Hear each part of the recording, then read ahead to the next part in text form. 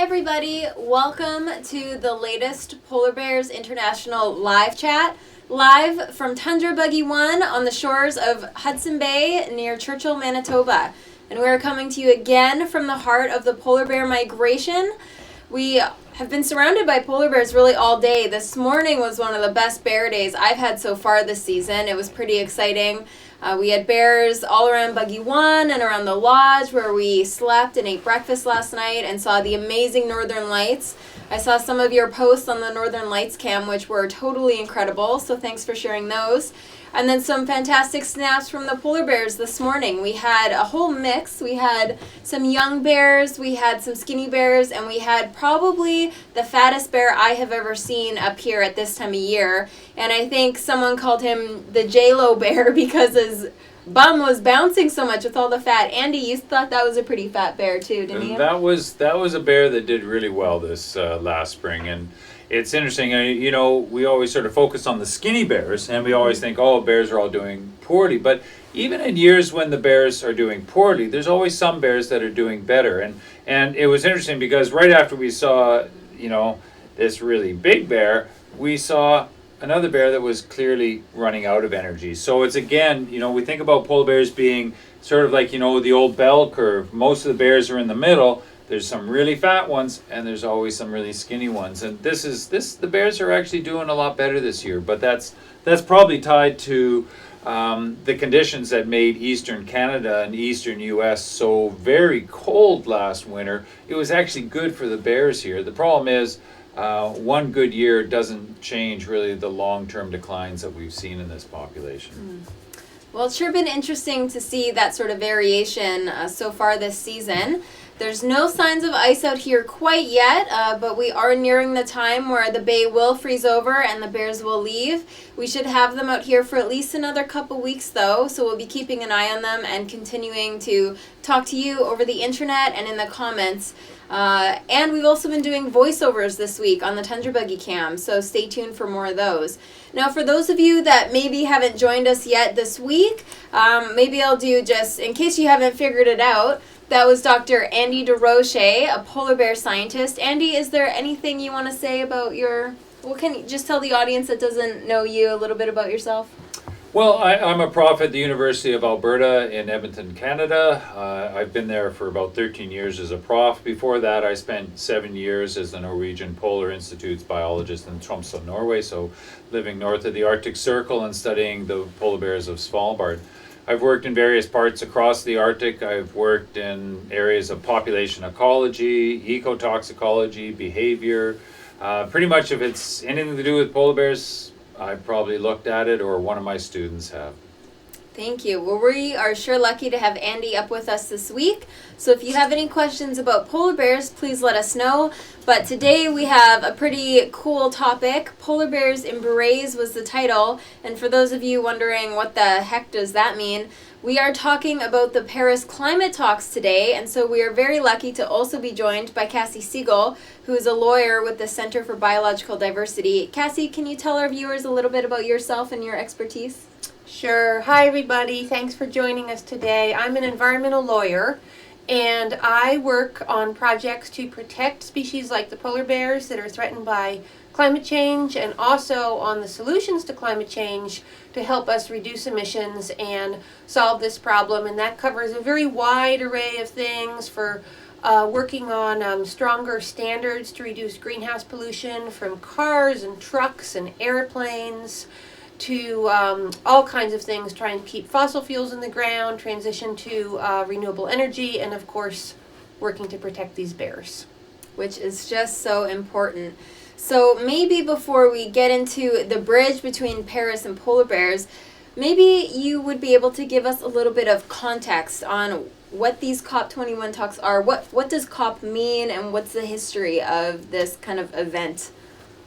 Yes, definitely. So COP stands for Conference of the Parties of the UN Framework Convention on Climate Change. And this is an international treaty that was signed and ratified by nearly 200 countries around the world, including the United States, in 1992. And the basic agreement in the UN Framework Convention is that all the countries of the world agree to work together to avoid dangerous climate change. And they also agreed at that time that the most wealthy countries of the world, the ones that had done the most to cause the problem of climate change, would take the lead in fixing it. So in 1992, the U.S. signed it, the U.S. ratified it, and ever since then we've been working towards the successor agreements that actually specify how we're going to avoid dangerous climate change and what we're going to do, how much each country is going to do to reduce emissions. The first agreement was the 1997 Kyoto Protocol, and the developed countries of the world, the wealthiest countries, agreed in 1997 to reduce their emissions by an average of about 5% between 1997 and 2012. The United States, for all the Americans out there, signed the treaty in Kyoto, but never ratified it. So international treaties, they are generally signed by the president or his representative and then ratified by the Senate. So the Kyoto Protocol went into force in 2005 without the participation in the United States. And what we've been working for ever since is a new agreement that the U.S. and everyone else will participate in for what we do going forward from here. Thank you so much for that.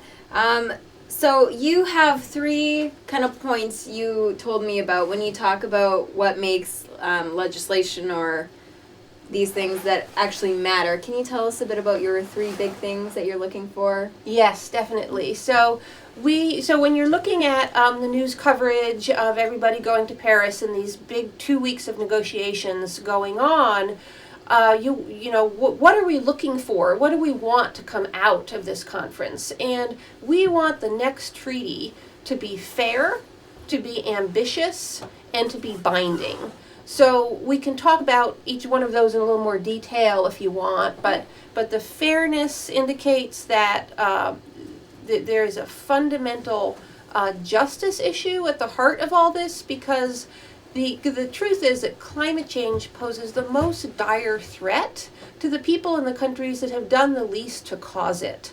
So if you live in Bangladesh or if you live in a low-lying nation, you have not, your country's not responsible for a very big percentage of emissions that have caused the problems, but you're facing enormous changes and threats right now.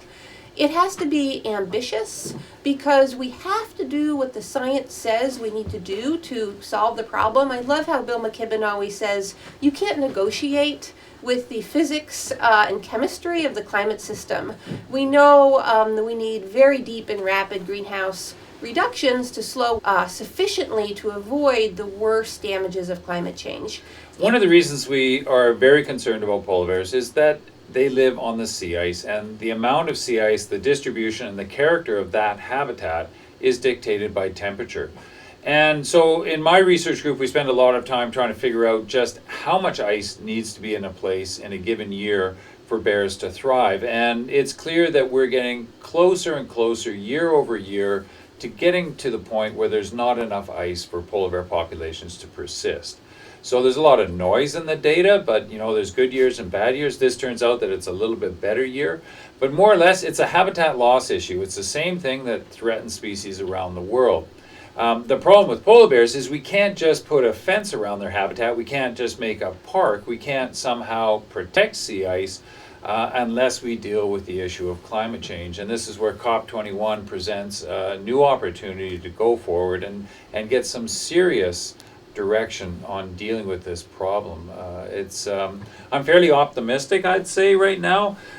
We've got a new government in Canada, and actually in my province in Alberta, governments are catching on that this is a serious issue, and for the first time, I'd say, in the last decade, has a new direction forward, and I'm optimistic that we'll be an active participant going forward. And it's really an important time, and it's like I tell all my undergraduates when I'm teaching at the university, I'm going to be fertilizer by the time you guys are paying for this, and it's time that we start putting a price on carbon, and how we do that is part of what COP21 is going to figure out. And as part of Polar Bear Week, which is this week from November 1st to 7th, Polar Bears International has an online petition to instate a carbon tax in the United States. If anyone of you over 18 wants to sign that to help support polar bears. So thanks very much, Andy, for that connection. And we will be circling back to the Paris climate talks very shortly, but we'll just take a couple questions that we've had come in over the last couple days. One question, Andy, which I think it's pretty interesting. Someone is wondering about the history of this area. How did the military get involved? We're using the military roads here. Has that impacted the polar bears at all? And have we used any of this infrastructure to study polar bears over, 40 decades or something? Yeah, well, to start with, of course, we used to have Fort Churchill. So there's the town of Churchill, and then closer to the airport, there was a military installation here. And it was pretty active. It shut down before I came here, which was in the mid-1980s. When I first came, lots of old military buildings. I mean, actually, the Polar Bear Jail is actually a remnant of the military installation. People here, you can go out on the tundra and you can see where they would take large vehicles over the tundra. The tundra is an incredibly fragile environment. And a lot of those vehicles were there years ago, and you can still see, it looks like they drove through there yesterday. So they were all through this area. The Churchill Denning area was actually part of a rocket range. So they were testing rockets in that part of the world. That was for studying the Aurora Borealis or Northern Lights. But some of it was just testing different sorts of munitions. There was a firing range. It didn't have a huge effect on the bears unless the fact that they were shooting bears. And there's no question. I've talked to various military people here, and polar bears were sort of seen as a bit of a problem animal at that time. And so there were lots of bears shot and skinned out, and they just left on military planes heading south, and I'm sure lots of high-ranking officers got their polar bear hides from Churchill. We know that. How many? We don't know.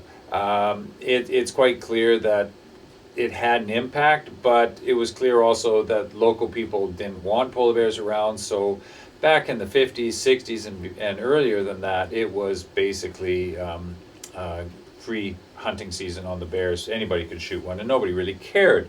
So, that attitude has changed quite dramatically. It is really a different part of the world now. The province of Manitoba has put a lot of effort into trying to deal with bears and to reduce human-bear conflict. So it's kind of interesting. The Churchill Northern Study Center, which is just straight south of where we are, is actually on the old Churchill rocket range, which also was used to some extent by the military. And it was, again, it was part of a bit of a Cold War installation. There's still remnant buildings throughout even the Denning area further south. There were listening posts, when everybody was worried about, Russian forces coming over the pole, or actually USSR back then. Fortunately, that's all faded away, and most of those areas are now held in Wapusk National Park. Interesting. And the Cape Tower, BJ has talked a little bit about that before on live chats, how the Cape Tower has been used for some research, and you've done some research out there as well. Yeah, that tower was originally put in by Dr. Ian Sterling with Environment Canada, and Ian Sterling, most of us know, is sort of the godfather of polar bear research around the world. He's still very active in polar bear research, although he's been retired for a number of years. And Ian put that in because polar bears, of course, have lots of interesting behaviors at this time of year. They were very poorly understood in the early 1970s. And so they put that tower in. They brought in a crew. It's actually an old fire outlook for looking for forest fires. And so they brought that in, put it in, and we're doing behavioral observations from up there. And so there was a fellow by the name of Paul Latour who was looking at behavior, the sparring behavior, the fighting behavior of the bears, but also the spatial distributions and what we call the time budget, just how bears were using their time. So it has been used after that periodically. Various film crews have been out there trying to take movies of bears. I was out there testing polar bear deterrence back in 1985, so I spent a month up in that little tower. It was pretty fun. It was like those old cartoons, where Tweety Pie, and Sylvester the cat's always trying to get him. It kind of felt like that. Like we were sitting up in this tower, and you'd wake up in the morning, there'd be a huge bear standing down below and just kind of banging on the edge of the tower. And it was almost like they wanted to shake you out of there, and they knew we were up there, and I mean, they could probably smell our bacon and sausages, so pretty. But we were testing these non-lethal plastic bullets to see. It was some of the very earliest things. We were looking for ways to not have to hit the bears with too much, but bears understand physical pressures like that. And prior to that, they were using like basically these big rubber bullets, and those were really dangerous for the bears. And so they were looking something that would hit the bear, but not so hard. And so I spent a month up there. It's an interesting place for sure. 40, 50 polar bears all surrounded beneath you there. There's not quite as many bears in that area now. This population has declined quite a bit in the last 30 years. What an experience. Holy cow. And did you see, so people are really interested in the sparring that goes on in this area. Was there much sparring out there? And can you maybe talk about what is going on when bears start sparring? Well, it's a behavior that we think is probably pretty adaptive. These bears are quite often very close in body size. So when you watch a bear that comes up to another, they're sort of sniffing each other over, but they're sizing you don't want to fight with somebody too much bigger than you. So you're trying to find somebody that's pretty even match. And what we think they're doing is either they're trying to get like a loose dominance hierarchy, so trying to figure out where they fit in this system. If a bear looks like this, is it that much stronger than me? And the whole idea is that this time of year, there's no resources to fight over. There's no food of any significance, and there's no mates. But in the springtime, when there is food and there are breeding opportunities, bears that will play fight and try to build up their skills and repertoire will basically they'll tear each other apart out on this. Like China are growing rapidly, and I always just have to note how unfortunate it is that the United States, after signing the Kyoto Protocol, then pulled out and didn't meet its commitments, because a big part of those commitments were to fund clean development in the developing world, because we knew back then that this was going to be a big problem. But when the U.S. reneged on its commitments, it made the problem worse in places like China and India.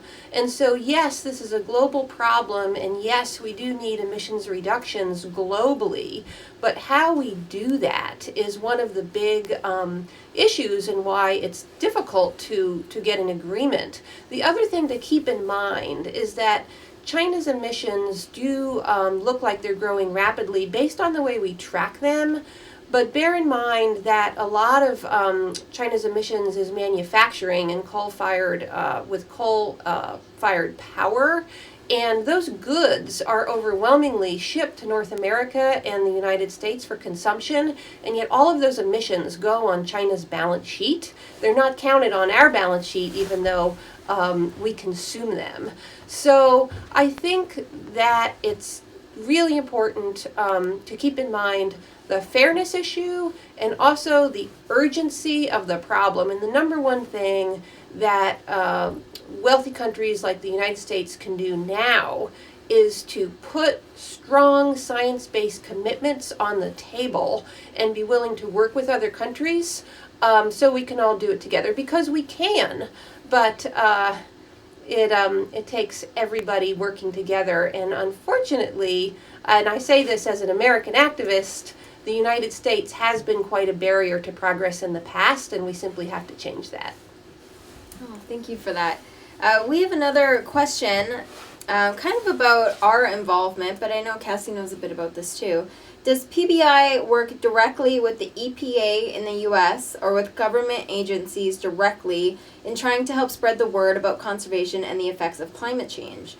So something we do at PBI, we do not work directly with the EPA, but a large part of what we do is partnering with other organizations that do have the spread of education and conservation. So the Center for Biological Diversity are good friends of ours. We also work with Discovery Education Network. We work with Taking It Global. We have a lot of different partners that we meet up with and work with closely together to try to talk to kids and adults and spread the word about the importance of lowering greenhouse gas emissions. And we can always do better, and we're always looking to work with more people and get more involved as we continue to grow. So thank you very much for your question. And we also love staying in contact with our audience. So if you guys are doing things in your own lives, or if you have ideas of things we can be doing, please always let us know. You can find us on Facebook or Twitter at Polar Bears, and we love hearing from people who like polar bears. So anytime you want to chat. So we have, let's see if we've got another question here. Andy, we've had some questions come in previously about the Arctic fox. And I know a little bit about the Arctic fox, but not a lot. Can you tell us, people see it once in a while on the cams and it's kind of small. What is it eating out here and how do they make a living? Yeah, sure. I mean, it's kind of I love Arctic fox. I mean, they're such a cool it's like a spring-loaded animal. They're just kind of skipping around out here everywhere. And the neat thing about them is, again, it's largely a terrestrial mammal. They live on land and they den on land, and they're an Arctic species. They're found across the circumpolar north. There are a few on the mainland in Europe, and those ones aren't doing well. They're actually being quite heavily threatened by climate change there. This is a species that lives when it's on land, feeding on basically birds' eggs, goose eggs particularly are important in this area. Young goslings, when they're just recently hatched, they're easily caught, and then the bears bring them back the foxes bring them back to their dens. They also rely on small mammals, so voles, which are just tiny little mammals, and lemmings, those are two really big ones. And the interesting thing about Arctic fox is they really track their prey. What we see is that the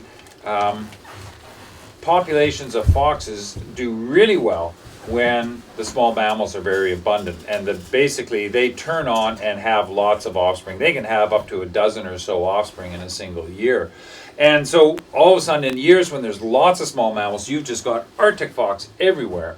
And then when the small mammals crash, they just disappear almost. We saw one this morning just around breakfast time, but that's the only one we've seen recently here.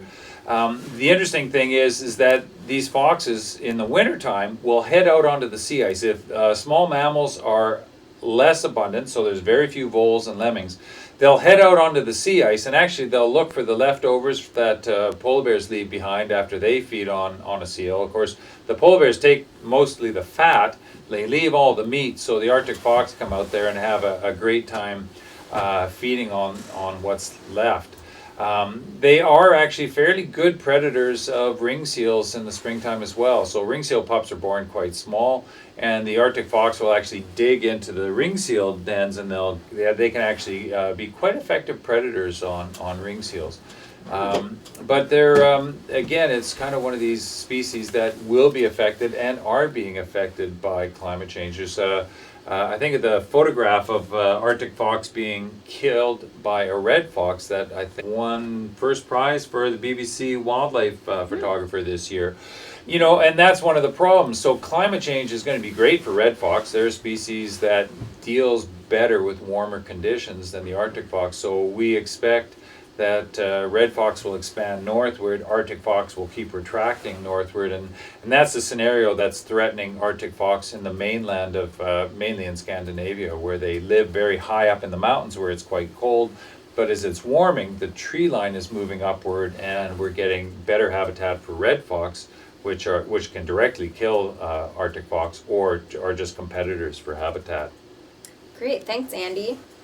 So I've got a polar bear question for you, but kind of bigger picture. Will the countries with polar bear populations coordinate with each other during the climate talks to discuss polar bear conservation? Very good question. We've just, the 5 circumpolar nations with polar bears, so that's Canada, Greenland, Norway, Russia, and the US. We all got together to coordinate a circumpolar monitoring and research plan for polar bears. And that's just been written up this year. So that was done under the auspices of the International Agreement on the Conservation of Polar Bears. It's a 1973 agreement. And I would say that that's probably the more important venue for dealing with polar bear conservation at that sort of level. But what we need is a much higher level plan to deal with the climate change issue. So there's nothing about the range states, is what we call them, for polar bears, nor the 1973 agreement, while it does say we should conserve their habitat. Of course, nobody was really envisioning climate change back then. So the COP21 in Paris is really the mechanism going forward that polar bear scientists and managers need that sort of direction to be able to assist the long-term conservation of this species. So I'd like to think that the 5 Arctic nations with polar bears are going to work together and pull in the same direction. That's the most optimistic outcome, and certainly polar bears are in the back of everybody's mind just because they've become such an icon of climate change. And the reason for that is that we understand the science of polar bears very well. We understand the science of what's happening to sea ice and its link with climate and temperatures. So it's an easy story, but the only way that we can fix it is by dealing with this at very high levels and getting everybody on the planet to pull the same way. So kind of in that same vein, and I think you might have already touched on this, but another question is, I saw an article where they mentioned that Greenland has some icebergs or snow that is melting. Any thoughts on what might be contributing to that? Well, I'm not a glaciologist. I do study sea ice a lot, but I know when you look at the glacier record from around the world, most glaciers are losing mass, and most of these glaciers are losing mass because it's warming. So it's a question of temperature, and the Arctic and northern areas are warming much faster than lower latitude areas, and so what we're seeing are the symptoms of climate change played out in these high latitude areas, and glaciers are one thing that we can measure and follow the changes quite clearly.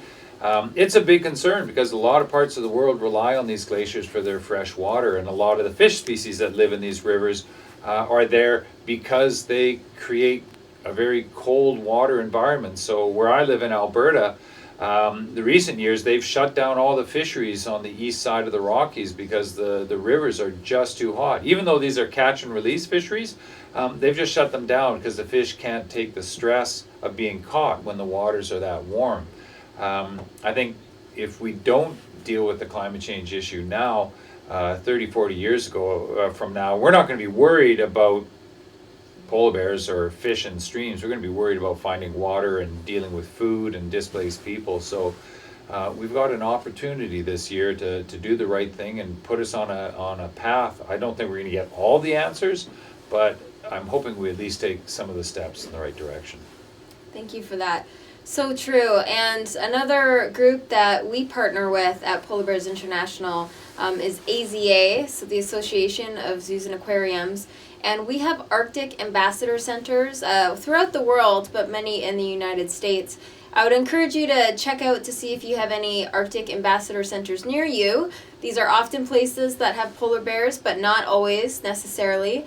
But to be an Arctic Ambassador Center means that we work closely with them to make sure that they have materials for about polar bears and climate change and tools that they can give the communities, and that make sure that they're working with the communities to lower greenhouse gas emissions and their carbon footprints. And there's many throughout the states.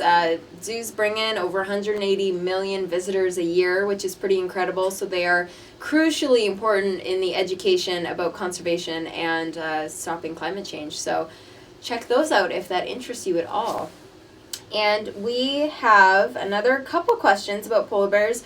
One is asking, yesterday, Andy, you mentioned rising levels of mercury in polar bears. Is this a major concern, and is it because polar bears are at the top of the food chain? It's exactly because polar bears are at the top of the food chain, and so of course that leads to the question of why are mercury levels rising, and it's largely coal burning. So it's interesting that, we're talking about burning coal, producing carbon dioxide, which is heating up the planet. But one of the things, when you burn a lot of coal, you release a lot of mercury into the environment, and of course it goes up into the atmosphere. Then it gets into the north where it's colder. It tends to drop out of the air masses, ends up on the snow melts, ends up in the ocean, it ends up in the food web, and then of course it gets what we call biomagnified up in the food chain and ends up in polar bears in quite high levels. Mercury is not a good thing. We know that from lots of experiments on wildlife and inadvertently humans. Minamata disease is mercury poisoning. That was discovered in Japan. What it does to polar bears, we don't know. We have some indications that it probably has negative effects. But the problem with polar bears is that it's not just mercury, it's not just things like DDT, which we still find in polar bears, and the residues of DDT, DDE. We have, I would say conservatively, somewhere around 400, maybe 800 different chemical compounds of anthropogenic or human origin that are in these bears. So, it's like some of you might be familiar with PCBs. They're now banned in most developed countries, but there's tons and tons of it in dumps that are slowly leaking out into the environment. When you say PCBs, you think that you've got like one chemical. There's actually over 200 different types of PCBs, depending on how many chlorines and the position of those chlorines. And each one is a little different in its toxicity and its chemistry as well. Then we've got brominated compounds. Brominated compounds are all over your houses and your electronics. They're flame retardants. We've got fluorinated compounds, and a lot of these compounds are built to be very chemically stable. Because they're stable, they get into the environment and they don't break down, and then of course they get transported to the Arctic in all sorts of different mechanisms. And it's a concern. It's an ongoing concern, and one of the problems is there are interactions with climate change. So as bears become more nutritionally stressed, burn down their fat reserves, more of the pollution in their fat is actually released in their bloodstream, which is where it's going to be metabolically active, and it can interfere with the immune system, the endocrine system, so your hormone levels. It can affect development and growth patterns, learning in individuals. So it's a complicated system, and we focus on climate change as the number one issue, but it's really that there's other threats, development, shipping, the advancement of disease and parasites in the north. So it's really a system that's changing. If I'm looking outside, it's just there's a really big bear. There's been a big bear, there. so we're gonna try to maybe get the. He's gonna come up behind over. us here on the Tundra buggy. Yeah, so let's see if we can get him over. So it's pretty neat being out here and seeing these big bears and what's going on with them. And this guy's sneaking around behind us. They love to come and check out See if we can pop our him out buggy. on the other side. Where is he? Where's our Well, bear? we've got another one behind the buggy, and this big guy's gonna walk towards him, I think. Out, straight back from buggy one, sorta. There's one a little closer to there he is. Oh, he's leaving us. Okay, and then there's another one up there that he's gonna walk towards, I think. He came in from quite a distance, that guy. That's a big male. You can Yeah. see they always see that weird characteristic swing in the hips, but big, I always think they look like they wear big furry bedroom slippers, the big males. And when you see their tracks out on the sea ice, you quite often see where the hair's been dragging in the track, so it's a classic characteristic of big males. That's a big bear. Yeah. I mean, he's probably been bigger. There's no question of that. Out just a little bit and move up because he's walking right towards another one. And the other one doesn't know it. There he is. There we go. We might have an interaction here. We'll just. Yes, I will. Polar bear surprise going on here. Yeah. Oh, he sees him coming. Oh yeah. Okay. I think maybe he doesn't. No, that's actually okay. I don't know if this guy cares too much about the other one anyway, the one walking up, but Yeah. this is always pretty fun to watch out here. It's always different depending on the bears, what kind of comes out of it. If anything, maybe nothing.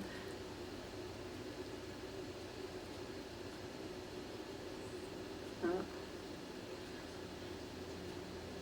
It's surprising. These bears are incredibly silent when they're moving. You don't really hear too much. Wow. They're really not, oh. Oh, hello there. Just figured it out. Interesting. He's eating something, that one. I think it's just got some kelp or something. I think it's probably a bit of kelp there. Yeah. Oh. A little bit of body language going on here. Lowered head is pretty standard greeting. These guys are pretty nice in match, and that's where you classically see some of the play behavior. I think some of this sniffing of each other we see right now, it's like, do I know you? And I think they probably do recognize each other. I mean, my dog can recognize other dogs. I mean, Right. there's no question that they can smell other dogs that they know. So we can only imagine that it's adaptive for bears to be able to recognize other bears in that context. And, you know, sometimes they do a lot of sniffing of each other's neck. It's sort of like, who have you been fighting with or play fighting with recently? But pretty cool. there's a lot of matching of what's going on. Okay. And we see often, Andy, when they open their mouths at each other and kind of square off, are they testing each other's jaw size or breathing each other's breath? What is that I about? don't really know, you know. I mean, I think the guy in front here is maybe a little bit reluctant, but you know, there sort of seems to be some protocol that you have to work through before you're going to do any play wrestling. So it's kind of an interesting dynamic to sort of watch these bears and figure out, you know, are we going to wrestle or not? Right. I would say the big guy sitting down there, he's probably thinking this looks like a good wrestling place, but Oh. no, boring. Too funny. Well, this is actually ties in well with another question that came in as we watch these guys. Are these sorts of behaviors and food sources much different in Churchill than they are in places, say, like Norway? Do you see this stuff in Norway? Yeah, you do. You don't see it as often, partly because of the geography. So these bears end up being very concentrated here. There's a lot more places for the bears to be in Svalbard. There's a lot more coastline. When you look at, there's all these big fjords. This is a very simple ecosystem. Like there's a straight line east-west, and then it goes north-south, and there's very few bays and fjords. Where if you get into the Svalbard ecosystem, or even some of the islands up north, there's just so much more coastline for the bears to spread over. So you don't get the same concentration, but when the bears get together, they can wrestle just like these bears. They eat kelp just like these bears. They'll eat birds' eggs and anything else that washes up on shore. You know, polar bears are pretty much a polar bear the world over. They all seem to be just about the same. There's not much genetic variation in the bears as well, so there's a lot less variation in polar bears than there is in grizzly bears, for example. So it's kind of a polar bear is a polar bear is a polar bear. There's not really much variation in their size. They respond to the local conditions. If there's lots of food, they get really big. If there's not so much, they're a lot smaller. And do you see these types of social behaviors? So this one, I don't know, they're kind of just laying down together right now, eating kelp. Would you see this in other areas, them kind of eating together in periods of low? Yeah? Yeah, there's cool. nothing to compete for here. Yeah. There's lots of kelp. They seem to like each other's company. It's kind of an interesting sort of phenomena, but there's places on the coast just south of us where you might get 10 or 15 bears like this, and they just lie side by each. And sometimes when we come in with the helicopters, if we're going to catch some of them, they'll actually coalesce. It looks like a rugby scrum, you know, or a football team, and they just all get together and they all just stand there, and it's like, you're not the boss of me, go away, you're bugging me, you know, and so it's like, it is pretty impressive. They adapt to their conditions, and right now there's no mates, there's no food, and so you change the rules. And if there was a dead whale here, and it was a big whale like a bowhead or even a large beluga, they'll share it. They don't try to sort of hog the whole thing. Oh, that's pretty darn friendly behavior compared to maybe what a lot of people think of polar bears being like. So yeah, it's these guys would not be like this in the springtime. Right. If there was a female, and I've seen this, where there's a female in breeding condition, then all of a sudden you end up, you know, there's just blood everywhere, there's hair everywhere. I've seen bears with their, you know, losing eyes and, you know, broken jaws, broken limbs. It is really, really intense, especially when two bears of about the same size, and nobody's backing down. It can really basically be quite impressive to see just the fights. If they're unevenly matched, and I've seen those, the small one comes in and says, you know, go away, big guy, and no way. He puts a licking on him, throws a couple of good blows, and the little guy just takes off and live to come back next year maybe. And is that sort of sparring or playing behavior kind of related to the temperature? Because they're not going to do that if it's too warm out, or No, they wait till it's kind of cold? Yeah, I think what we see is you never see the really skinny bears get involved in the sparring. It tends to be sort of the bears in average or better condition. They still have enough energy to dedicate to this type of activity. And if it's too warm, and Churchill can be pretty warm, we can easily get up into the 80 Fahrenheit or 30 centigrade, and warmer, and then the bears just do nothing. If anything, they'll sit on a beach ridge, especially the big males. They sit on a beach ridge. If they get too hot, they'll walk out into the ocean. But that's about it. They're pretty lazy bears at this time of the year. It's cooling down now, so they're starting to wander, and the migration towards the sea ice, if there was any sea ice, which there isn't, that's what they're really waiting for. So they keep coming out to the edge, and they're kind of testing to see if there's ice. There's no memo that goes out and says, "Oh, there's enough sea ice. Come on out, let's go." They have to find out for themselves. Right. So we were kind of talking this morning, and yes, it is cold here, colder than what a lot of people in the world are used to, but for us it really feels not too bad. We've been outside today without gloves. You can open the door handles without needing your mittens on. I'm not wearing a scarf today. I probably don't really even need this toque on. So a question that came in was, how much colder does it need to be for the bears to thrive again? It has gotten a little warmer here over the last several decades. How much warmer has it gotten, and can we get it back to what it was to allow the bears that sea ice habitat as what it used to be? Well, I don't have at my fingertips the statistics, and so what we typically look at is ice duration. And one of the things we've lost here is how long this area is covered with ice, and that's really the dominant characteristic. So we're seeing the ice break up somewhere around 4 weeks earlier in the springtime, and forming anywhere from about 3 to 5 weeks later in the fall. So that's still within the zone of comfort for the bears. In a really bad year with an early breakup and a late freeze up, that's when we're starting to see mortality spiking a little bit. We're not sort of in the catastrophic era yet. It could happen. It could happen next year. It could be 10 years from now. It's clear that if we go forward in time towards mid-century, we're going to be into very challenging conditions. I don't think there will be bears here mid-century.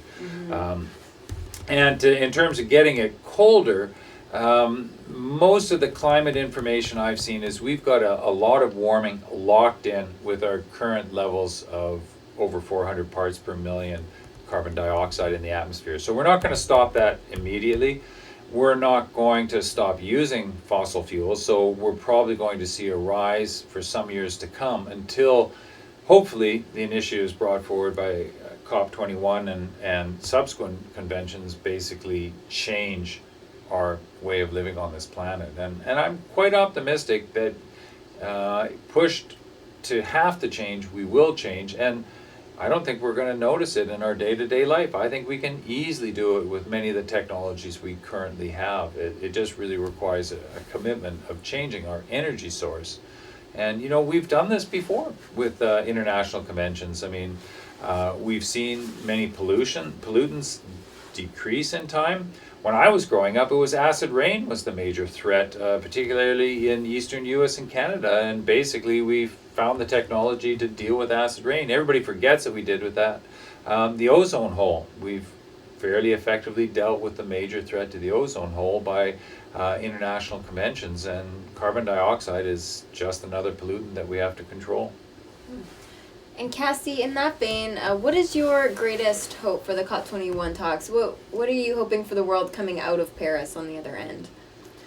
I am hoping to see real progress in the agreement that they're working on now, and a real realization, particularly on the long-term goal. Right now, one of the things that the negotiators are arguing over is whether the commitment to fully decarbonize the economy by 2050 will stay in the negotiating text. So that would mean committing to fully transform to renewable energy by the middle of this century, and we need that to stay in there and to get into the agreements going forward. So that's one real concrete thing that I'm watching in the negotiations, but bigger picture, I'm most excited about this sense of engagement and urgency that we're seeing around the world to continue. I feel like there's a real sense of inevitability about the switch to a clean energy future, about the big changes that we need to make to solve this problem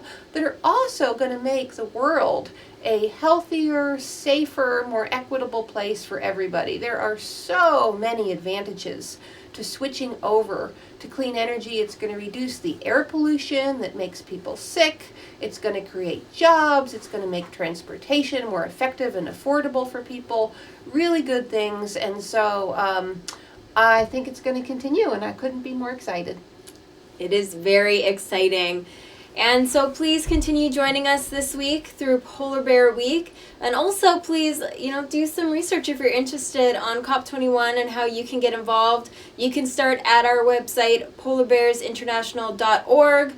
You can also visit our iTunes U channel for some other resources on polar bears for teachers and students. And thank you so much for watching on the explore.org cams.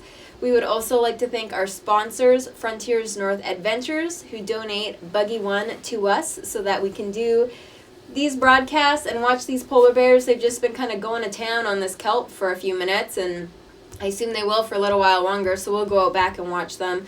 Also, thank you to Parks Canada for helping us with those Cape cams out at Cape Churchill, and also the Churchill Northern Study Center with that really incredible Northern Lights cam that has also been picking up our little friend, the Gyrfalcon, who's around here, who we've really been enjoying watching. So please, everyone, if you want, sign the petition for carbon tax.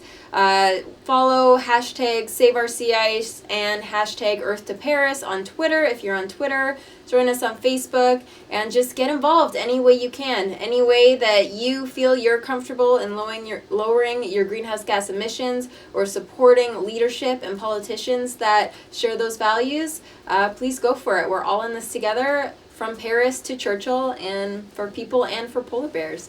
So thank you very much, and we will be chatting with you tomorrow. See you then.